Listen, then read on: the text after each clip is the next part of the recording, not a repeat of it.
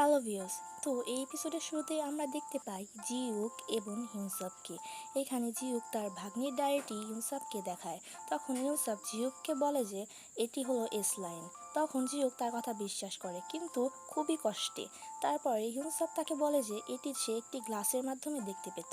সেই গ্লাসটি যে কোথায় সেটা এখন কেউ জানে না। তারপরে তারা আরও আলোচনা করে যে এই গ্লাসটি আরও অন্য কারোর কাছেও তো থাকতে পারে, এবং এভাবেই তাদের কনভারসেশন এখানে শেষ হয়। তারপরে আমরা দেখতে পাই ইউনসব সোনাকে স্বপ্নে দেখে এবং দেখে যে সে জেগে উঠেছে। এটা দেখে ইউনসব ক্লাসের ভিতরে একদম চিল্লিয়ে ওঠে। তারপরে আমরা দেখতে পাই ইউনসবকে তার দুজন ফ্রেন্ডের সাথে। তার ইউনসবকে জিজ্ঞাসা করে যে তুমি কি আজকে ফ্রি আছো নাকি। তখন ইউনসব বলে যে না, আমি একটি নতুন হোটেলে কাজ নিয়েছি, সেটির নাম হলো মেনশিন হোটেল। তারপরে আমরা দেখতে পাই যে হিউনসাবের স্কুলে তার এক ম্যাম তাদের একটি স্টাফকে খুবই গালি দিচ্ছে, কারণ সে সবসময়ই কাজ ভুল করত। তখন আমরা দেখতে পাই যে সেই মেয়েটির কাছেও সেই গ্লাসটি ছিল এবং সেও এস লাইন দেখতে পেত। তারপর আমরা দেখতে পাই খাওয়ার সময় সেই মেয়েটি তাদেরকে বলে যে সে একজন খুবই বড় অভিনেত্রী হতে চলেছে খুবই শীঘ্রই। তারপরে সেই মেয়েটিকে আমরা খুবই ভিন্ন রূপে একটি হোটেলের সামনে দেখতে পাই। আসলে এই হোটেলটি হলো যে হোটেলে ইউনসাব কাজ করছিল।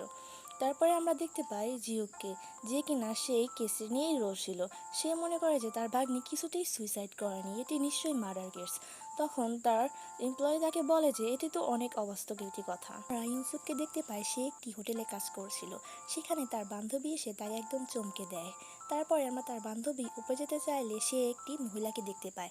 তখন সে তাদের সেই স্কুলের স্টাফকে চিনে ফেলে এবং বলে যে তুমি যতই ড্রেস আপ করো, কিন্তু আমার চোখ ফাঁকি দেওয়া একদম অসম্ভব। তারপর আমরা সেই মহিলাকে একটি রুমে দেখতে পাই, যে কিনা নিজে নিজেই একা একা কথা বলছিল। আসলে এই মহিলার একটু মেন্টাল প্রবলেম ছিল। তারপর আমরা হিউনসাবকে তার বান্ধবীদের সাথে সাথে দেখতে পাই।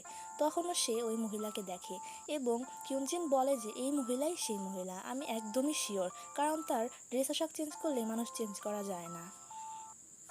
পরের সিনে আমরা জিউককে দেখতে পাই, যে কিনা ইউনসেবের ফ্যামিলি ব্যাকগ্রাউন্ড এবং তার বাবার মৃত্যুর কাহিনী সব কিছু চেক করছিল। তখন সে বলে আমি একটা সাইকোপ্যাথের দ্বারা ফুল হচ্ছি না তো।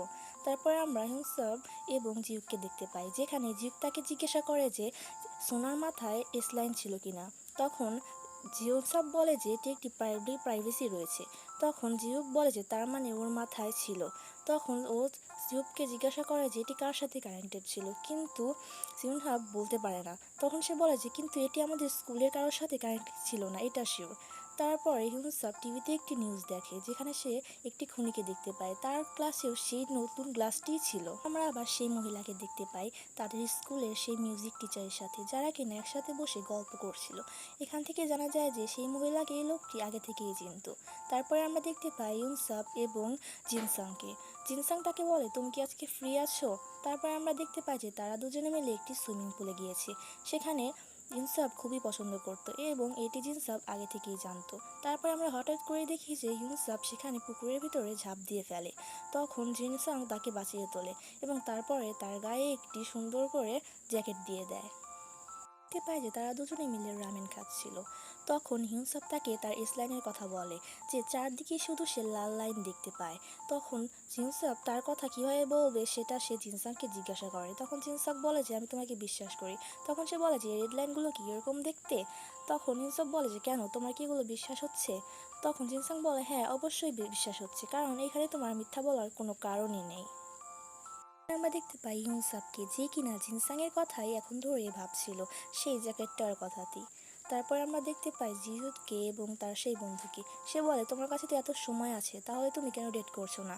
তখন জিহুদ বলে যে আমি কাউ একজনকে নিয়ে খুবই কৌতূহল। তারপরে আমরা সেই মহিলাকে দেখতে পাই, সে আবার হোটেলে এসেছে। তারপরে আবার আমরা ইউনসাবকে দেখতে পাই, যে কিনা সেই হোটেলের কিছু কাপড় চোপড় পরিষ্কার করার জন্য সেখানে গিয়েছিল। তারপরে সেই মহিলাকে দেখতে পায় সে নিজেই একা একাই কথা বলছিল এবং খুবই বাজে ধরনের কথা।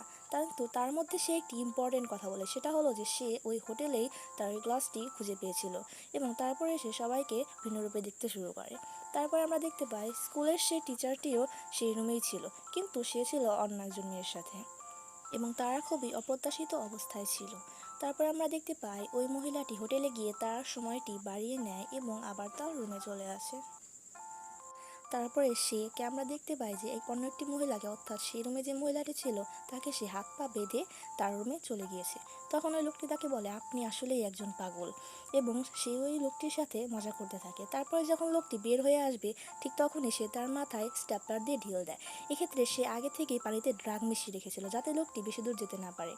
তারপরে আমরা দেখতে পাই যে লোকটিকে নিয়ে সে ঘুমিয়েছিল, কিন্তু লোকটির মাথা থেকে রক্ত বের হচ্ছিল এবং এখানে লোকটি মারা যায়।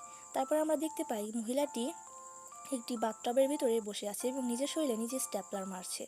তারপর আমরা দেখতে পাই তার পাশের রুমে থাকা মহিলা দরজা ভেঙে বেরিয়ে এসেছে এবং হিউসাবের কাছে সাহায্য যাচ্ছে। হিউসাব তাকে সাহায্য করে এবং সেই মহিলাটি তাকে বলে তুমি তাড়াতাড়ি করে পুলিশকে ফোন করো। হিউসাব তারপরে রুমের ভেতরে যায় এবং দেখতে পায় যে সেখানে অলরেডি খুন হয়ে গেছে, এবং তারপরে সে তাড়াতাড়ি করে পুলিশকে ফোন দেয়। তারপরে জিউক সেখানে চলে আসে এবং জিউক তারপরে চারদিকে সবকিছু পর্যবেক্ষণ করতে থাকে। দেখি জিউক এবং ইউনসাব কথা বলছিল। ইউনসাব তাকে বলে যে ওই মেয়েটির স্লাইন ছিল একটা, কিন্তু সেটা ওই মিউজিক টিচারের সাথে কিছুতেই কানেক্টেড ছিল না। তখন জিউক তাকে বলে তুমি কি দয়া করে চুপ করবে নাকি এসব মিথ্যা গল্পগুলো বন্ধ করবে।